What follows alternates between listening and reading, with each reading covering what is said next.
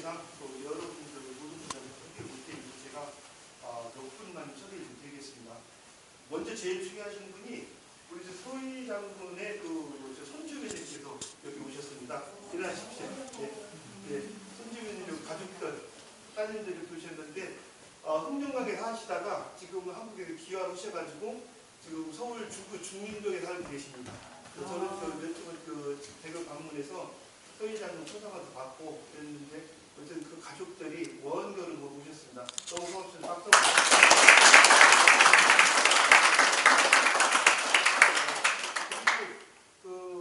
평생을 독립운동사 연구를 했던 수원대학교 박환 교수님 모셨는데요. 오늘 서희 장군과 김좌진 장군 그리고 이런 분들의 쭉 연구를 하시면서 우리 대항쟁사에서 서희 장군의 위치 그리고 후대에 끼친 영향 등등을 설명해 주실 거라고 생각합니다. 고맙습니다. 그리고 서일 총재께서는 사실 잘 알려지질 않았어요. 우리 독립운동사에서 무력투쟁을 선도하신 분인데도 불구하고 잘 모르는 것은 연구자들이 연구를 안 했었기 때문에 그렇죠. 이거는 한일 병탄이니까 본격적으로 한일 투쟁을 해야 되겠다는 생각에서 가족들과 함께 두만강을 건너서 만주 왕천연 덕원에다 자리를 잡으시고 제일 먼저 하신 일이 한일 무장단체인 중강단을 조직을 하게 됩니다.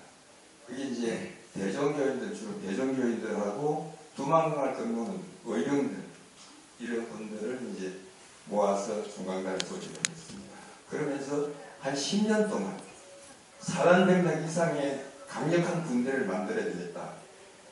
일본이 무력으로 침략을 했기 때문에 일본을 몰아내고 국권을 회복하기 위해서는 무력밖에 없다는 생각으로 그렇게 해서 이제 10년 동안을 군대를 양성하게 됩니다. 그러다가 1919년 3.1 항쟁이 일어나는데 비폭력 운동이잖아요. 항쟁이잖아요. 그런데 이놈들이 이제 총칼로 진압하는 것을 보시고 무력투쟁을 앞당겨야 되겠다는 생각을 가지고 중강단을 정의당과 또 군장이라는 것을 만들어서 김좌진 장군, 조평감 이런 분들을 또 영입해서 군대를 또 크게 이제 빨리 훈련시켜서 양성하고자 했는데 그러다가 또 10월 달에 대한군정부로 이름을 바꿉니다. 그랬다가 이제 상해임시정부에서 정부가 둘이 있으면 안 되니까 바꿔달라고 국무원 205호 공문을 통해서 요청을 합니다.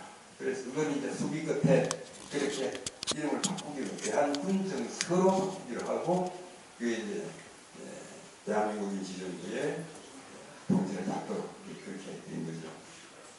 그렇게 해서 하여튼 우리나라 독립운동사에서 무력투쟁을 선도하신 분이고 또 항일 무장투쟁의 꽃이라고 할 수 있는 청산리 전투라고 알려져 있죠. 이것을 우리는 이제 한일전으로 생각을 하고 있는데 이걸 주도적으로 이끄시면서 승리로 이끄셨습니다.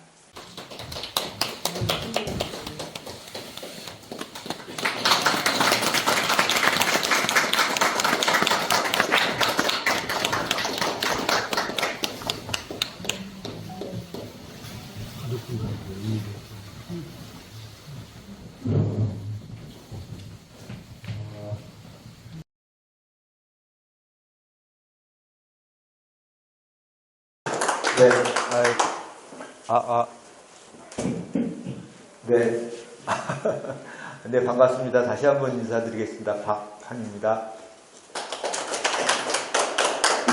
네, 저는 사실은 여러분들이 조금 전에 동상 제막식에서 보시겠지만 우리 정기령 박사님께서 서울 장군에 대한 그러한 논문으로 박사학위를 받으셨거든요. 그래서 우리나라에서 사실은 제일 전공자십니다. 그럼에도 불구하고 또 이렇게 좀 쑥스럽게 제가 속된 말로 대가 앞에서 대가 앞에서 또 서일 장군에 대해서 이렇게 말씀을 좀 드리게 돼서 송구하고요. 아마 그 주최 측에서 서일 장군뿐만 아니라 좀 서일 장군의 역사적 위상이라고 그럴까요? 그래서 조금 더 뭐 좀 다양하게 그러면서도 또 길지 않고 간단하게 한 30분 정도 내로 좀 말씀을 간단하게 좀 올리도록 뭐 그러라고 아마 저를 부르신 것 같습니다. 저는 이제 이곳 홍성 갈산하고는 좀 30여 년 전부터 인연이 좀 많습니다. 왜냐하면 제가 석사하고 뭐 박사학위 논문을 이제 제가 이 갈산의 출신의 대표적인 영웅 그리고 또 한국의 또 영웅인 김자진 장군 쪽으로 제가 박사학위를 했습니다. 그래서 이제 그 홍성에는 뭐 특히 갈산에는 굉장히 올게가 제가 많이 있었고요. 또 그런 인연으로 해서 지금도 제가 그 여기 이제 홍성 읍내에 홍주 역사박물관이라고 있지 않습니까? 거기 운영위원으로 또 한 10여 년 계속 활동을 하고 있고요. 그래서 이제 이곳 홍성하고는 또 많은 인연이 있습니다. 그리고 또 제가 이제 그 서일 장군 오늘 손주 며느님도 오시고 또 증손녀도 오셨는데 또 손자 되시는 서경섭 선생님 또 생전에 한 20여 년 전에 제가 또 뵌 적도 있고요. 그리고 이제 뭐 여러 가지로 그리고 또 제가 이제 그 아까 뭐 저서가 한 50여 권 되는데 대부분 이제 그 만주 쪽으로 박사를 했고 만주 쪽과 관련된 부분입니다. 만주하고 러시아지요. 그래서 이제 또 아무래도 이제 제가 이쪽을 공부하면서 서일 장군에 대한 그러한 뭐 여러 가지 그러한 부분들을 좀 이렇게 좀 많이 이제 접할 수 있는 기회가 있었습니다. 그리고 또 만주나 러시아는 뭐 한 40, 50회 이상으로 제가 현장 조사라든가 답사도 두루 했기 때문에 제 눈에 이제 서일 선생님이 그 활동하셨던 여러 지역이 이렇게 스크린처럼 이렇게 좀 비춰진다 그럴까요? 네, 그렇습니다. 그래서 우리 서일 장군에 관해서 하여튼 좀 특징적인 측면들을 좀 간단히 좀 말씀을 그렇게 좀 올리도록 그렇게 하겠습니다. 일단은 제가 오늘 이 자리에 쓴 게 굉장히 영광스럽고 기쁩니다. 일단 뭐 이렇게 후손분들 앞에 그리고 또 우리 민족과 결의를 사랑하는 또 독립운동이라든가 한국의 역사를 사랑하는 분들하고 이렇게 이제 또 귀한 시간을 갖게 되지 않았습니까? 그런데 이제 특별히는 우리 독립운동 하신 분들이 굉장히 많은데 사실은 이제 좀 안타까운 것은 후손이 잘 되면 또 이렇게 또 선양이 많이 되고 또 이렇게 알려지는 경우가 많습니다. 그러나 진짜 피눈물 나게 독립운동을 했어도 후손이 이제 외국에 있거나 특히 이제 중국 지역에 있거나 그런 경우에 또 후손이 또 이렇게 뭐 이렇게 잘 되지 못하면 그 아무리 역사 속에서 훌륭해도 그분들을 선양하고 올바로 역사를 이렇게 그 기록하지 못하는 아주 그 안타까운 그런 일들이 많습니다. 그 중에 이제 여러분이 있지만 그 중에 대표적인 인물 가운데 한 사람이 오늘 우리가 지금 동상 개막식을 한 서자 일자 호가 백포죠. 백포입니다. 그런데 그분이십니다. 그런데 이렇게 위대한 그 독립운동가, 잊혀진 독립운동가를 잊지 않고 여기 이 박물관에서 또 우리 복 교수님 그리고 우리 정기령 박사님을 비롯한 또 홍성의 또 이 역사를 사랑하는 많은 분들이 이렇게 애정과 관심을 가져주신 것에 대해서 역사학자의 한 사람으로서 굉장히 감사하게 생각하면서도 일면 또 저희가 그동안 역사학자들이 연구비를 주면 연구하고 연구비가 좀 지원이 안 되면 연구를 안 하는 경향도 있습니다. 솔직히 말씀드리면. 그래서 좀 부끄럽고 죄송하다는 말씀을 아울러 드리겠습니다. 그리고 저 역시 사실은 서일 장군에 관해서 위대하신 분이지만 그 주변 분들은 많이 연구했는데 제가 그 서일 장군에 대해서 직접적으로 논문을 쓴 것은 없습니다. 그래서 앞으로 물론 이제 자료의 제한이라든가 이런 것도 있습니다. 저희가 역사학자는 사료 없이 연구를 할 수는 없거든요.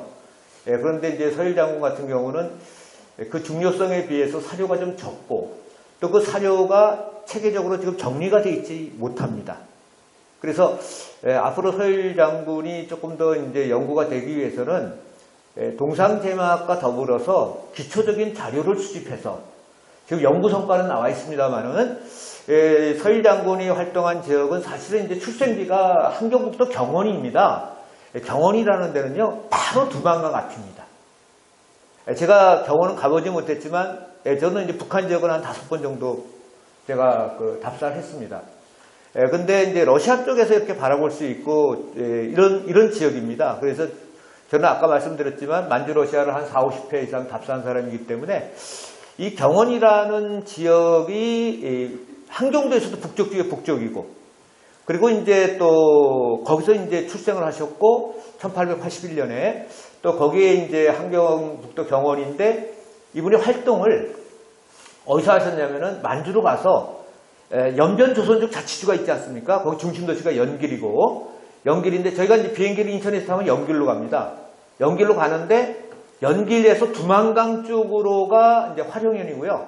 그 다음에 이제 그 연변조선족 중심 도시 연길은 연길현이고 거기서 조금 북쪽 목단강 쪽으로 조금 올라가는 쪽인데 그 아주 산악지대입니다. 산이 많은 숲이 많은 그쪽 지역이 바로 왕청입니다. 왕청. 그런데 바로 왕청에서 활동하셨습니다. 꼴짝이.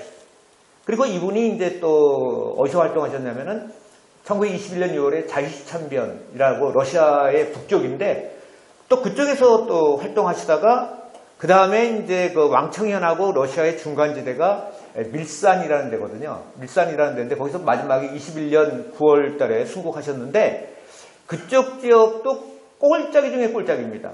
밀산입니다. 빽빽할 밀자 매산자입니다. 산이 빽빽하게 되어 있는 곳입니다. 지금 현재는 빽빽하지 않습니다. 왜냐하면 거기가 바로 중국과 러시아의 국경지대거든요.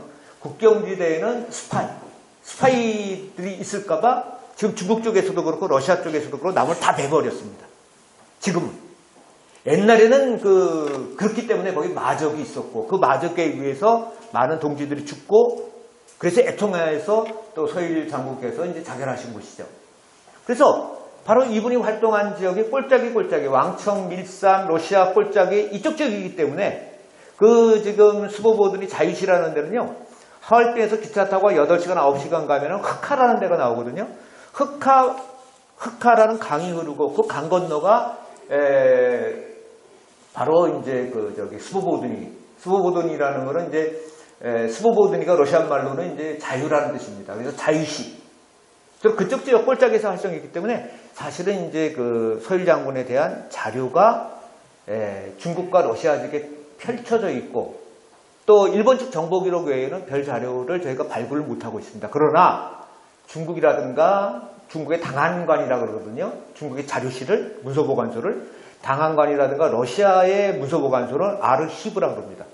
그런 쪽에 자료가 더 있을 겁니다. 그래서 앞으로 이번 동상의 설립을 계기로 해서 여러분이 애정과 관심을 가지시고 일단은 연구소는 나와 있지만 연구소를 앞으로 보완할 수 있는 자료집의 발간 그것이 앞으로 서일 장군을 좀 더 연구할 수 있는 굉장히 좋은 기회가 될 것 같고요.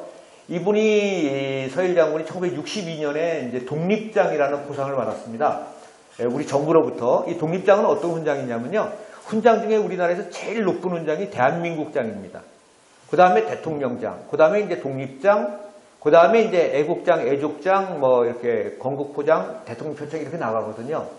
그래서 지금 정부에서도 서일 장군은 이제 독립장 정도, 독립장도 굉장히 사실은 큰 훈장입니다. 그런데 이분의 활동이라든가 이런 거 여러 가지로 보았을 때 품격을 이제 높여야 되겠다라고 해서 아마 올해 내년에 품격 재평가 심사가 있을 겁니다. 그래서 이제 아마도 재평가될 때 좀 더 이 서일 장군에 대한 자료들도 연구 성과도 제출이 되고 62년에는 62년에 독립장이거든요. 62년부터 우리 5.16 군사혁명이 일어나고 그때부터 이제 그 포상제도가 생깁니다. 그때 이제 우리 정기령 박사님이 경인문화사에서 2019년 맞죠? 예, 책도 이제 나왔고 아울러서 이제 자료도 이제 함께 재평가할 때 재서운할 때 제출하시면 아주 긍정적인 소식이 있지 않을까 이제 그런 생각을 이제 좀 개인적으로 해봅니다. 서일 장군은 뭐 그 위대한 독립운동의 역사는 뭐 이루 말할 수 없죠. 그러나 단적으로 우리가 흔히들 교과서를 통해서 알 수 있는 내용은 청산리 전투를 수행한, 청산리 독립전쟁을 수행한 것이 바로 북로군정서 아니겠습니까? 그 북로군정서의 총책임자는 바로 서일이 바로 이제 총재입니다. 그리고 바로 이곳 갈산의 김자진 장군은 총사령관입니다. 바로 총재와 사령관이 힘을 합쳐서 우리 역사 속에서 가장 빛나는 항일 무장투쟁, 청산리 전투를 바로 승리로 이끄는 쌍두마차의 한 사람이 바로 서일 장군이다 라고 이렇게 말씀드릴 수 있고, 그런 측면에서 쌍두마차의 한 사람인 김자진 장군이 출생지인 바로 이곳 갈산에 이렇게 그 동상이 만들어진다는 것은 굉장히 의미 있는 그런 일이 아닌가 이렇게 생각합니다. 사실은요, 청산리 전투에 있어서 김자진 장군이 어떤 그 장군이지 않습니까? 그렇기 때문에 지략이라든가 전략이라든가 이게 김자진 장군이 사실은 짰습니다. 근데 물론 이제 그 전투의 승리에 있어서는 전략 전술도 중요하지만 군인들의, 북로군정서 요원, 그 당시에 병사들의 이 정신이라는 게 굉장히 중요하지 않습니까? 이 정신무장을 시킨 바로 장본인이 누구냐? 바로 서일입니다. 그래서 청산리 전투의 승리의 가장 큰 원동력 중에 하나가 뭐냐? 그것이 정신. 또 하나는 뭐냐면 무기입니다.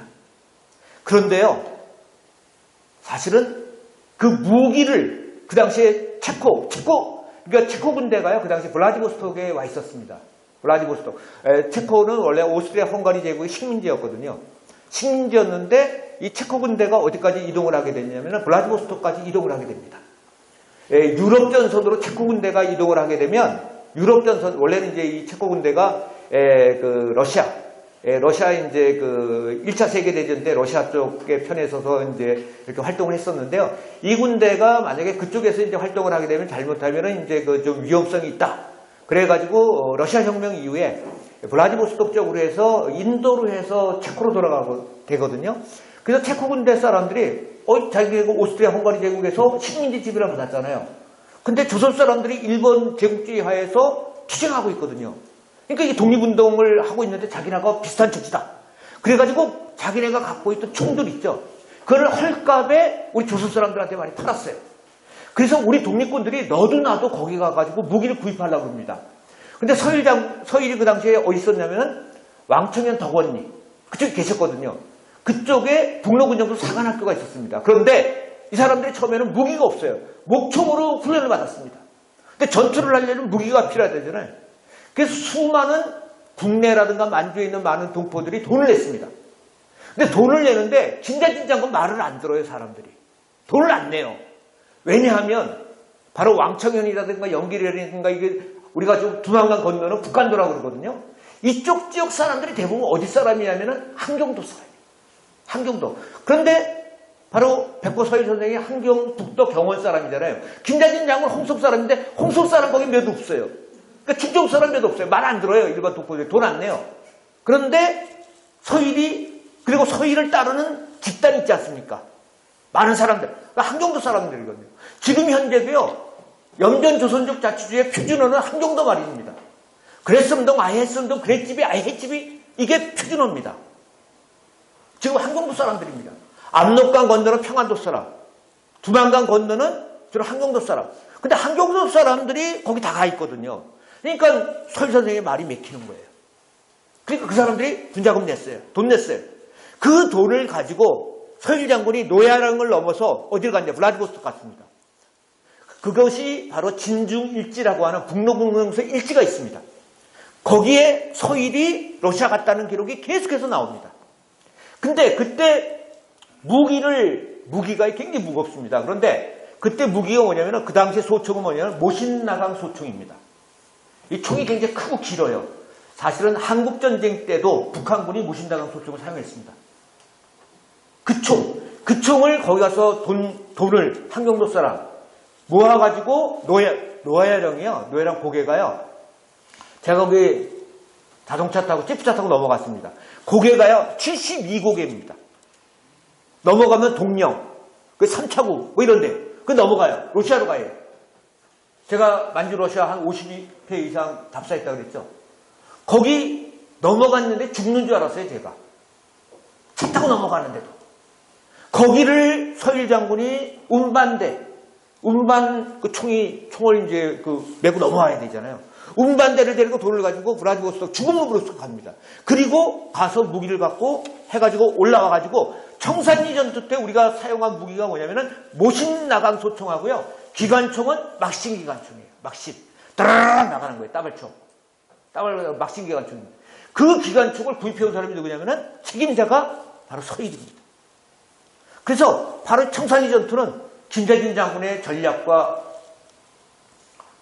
그런 것과 더불어서 바로 서일의 대종교 정신, 즉 정신력, 그리고 무기 구입, 이거로 해서, 그리고 항정도 사람들의 일반 국민들의 지원, 그 당시에 여성들이 진짜 큰 역할을 했습니다.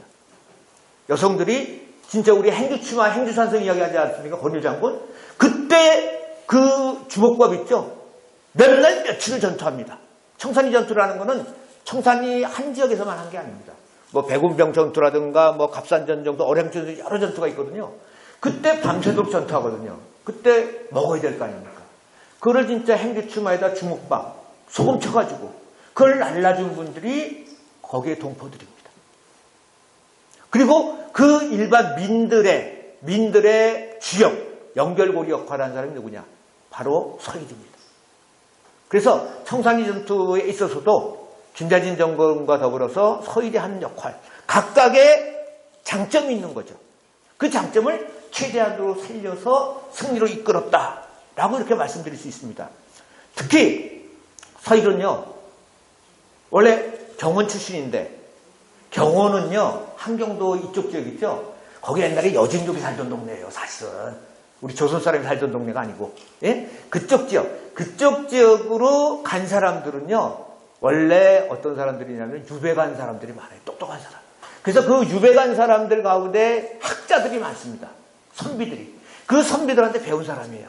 그래서 서일 같은 경우는 특히 한학에서 뭐를 많이 했냐면은 주역을 공부한 사람이에요. 주역을 공부했다는 건요, 사서 상경을 다 띈 사람이에요. 기본적으로. 가장 최후에. 저도 한문 한 10년 배웠습니다.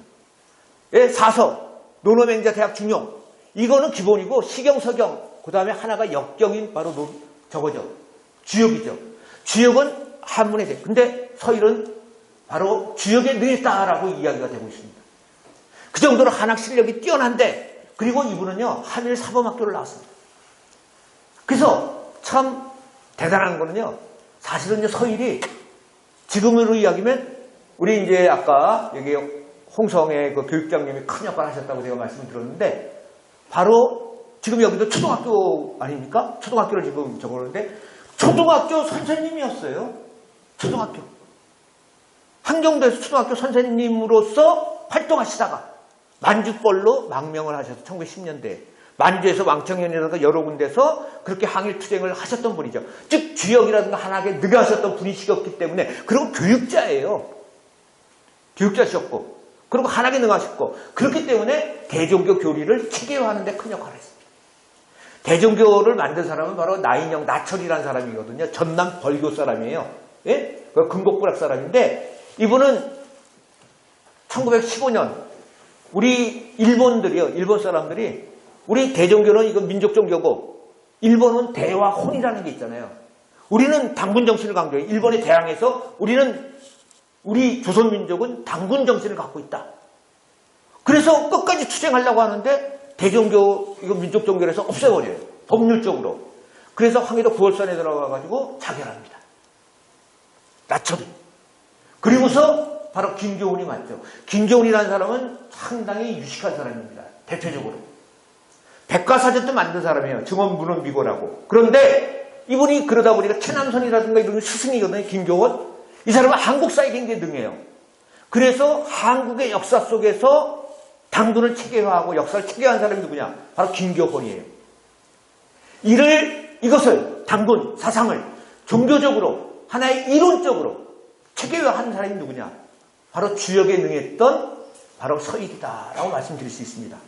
따라서 서일은 바로 대종교의 정신적 교리, 대종교라고 하니까 딴 나라 이야기 같지만 바로 우리 민족 정신을 철학적으로 체계화, 주역적 개념에서 철학적으로 체계한 사람이 누구냐? 바로 서일이다라고 이렇게 말씀드릴 수 있습니다. 그래서 서일 같은 경우는 우리 민족 종교와 관련해서도 굉장히 그리고 하나의 철학적으로 체계화시켰다는데 큰 의미가 있다라고 말씀드릴 수 있습니다. 그런데 이분은 우리 동포들에 대한 사랑이라든가 애정이 굉장히 강했던 분이에요. 그래서 1920년 10월 달이 바로 청산 전투거든요.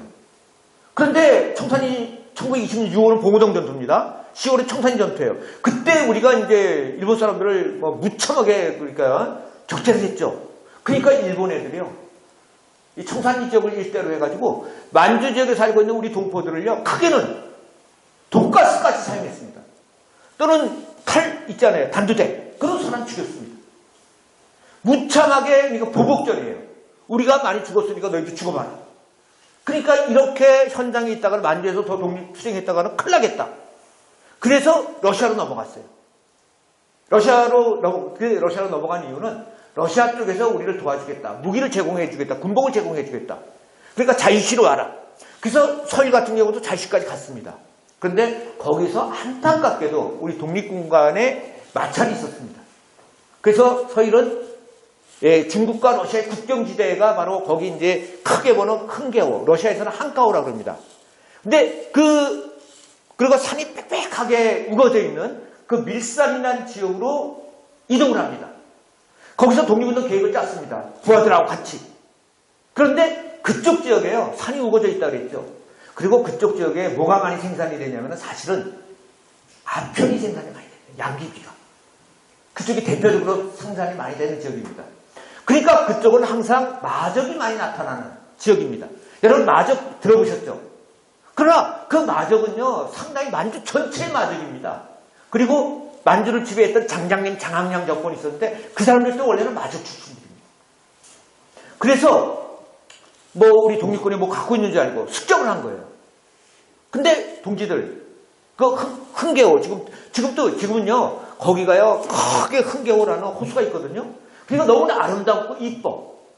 그리고 중심도시가 당덕진이야. 그러니까 거기 관광특구예요 지금은. 그러면 지금 현재는 이제 우리가 이제 비행기가 목단강으로도 가거든요. 그 중소 국경지대. 그 목단강에서 북쪽으로 올라가면은 밀산입니다.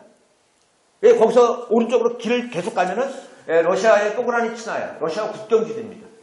그러니까 러시아 국경지대예요.